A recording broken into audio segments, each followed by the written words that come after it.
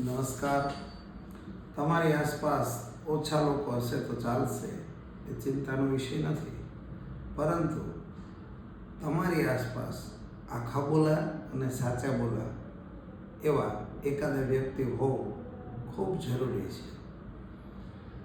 જે લોકો ધારદાર સત્ય આપણને તરત સંભળાવી દે છે, સાદી ભાષામાં કહીએ તો મોઢે ચોપડી દે છે, એવા લોકો આપણને ગમતા હોતા નથી. પરંતુ ખરેખર તો તે જ આપણા હિતેચ્છુ હોય છે.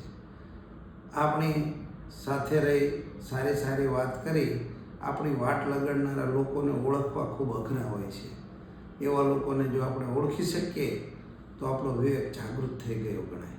અને આવી વિવેક બુદ્ધિ જેની પાસે છે એ જીવનમાં થાપ નહીં ખાય, એ ચોક્કસ મોટા નુકસાનમાંથી બચી જશે.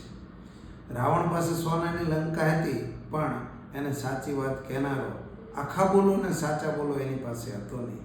વિભીક્ષણ એનો ભાઈ હતો, પણ એને ત્યાગ કરી દીધો. એટલે એને ખૂબ સહન કરવાનો વારો આવ્યો અને આખી લંકા નગરી તબાહી થઈ ગઈ. આપણી આસપાસ આવા આખા બોલા અને સાચા બોલા વ્યક્તિઓને કોઈ પણ કિંમતે સાચવી લેવા જોઈએ.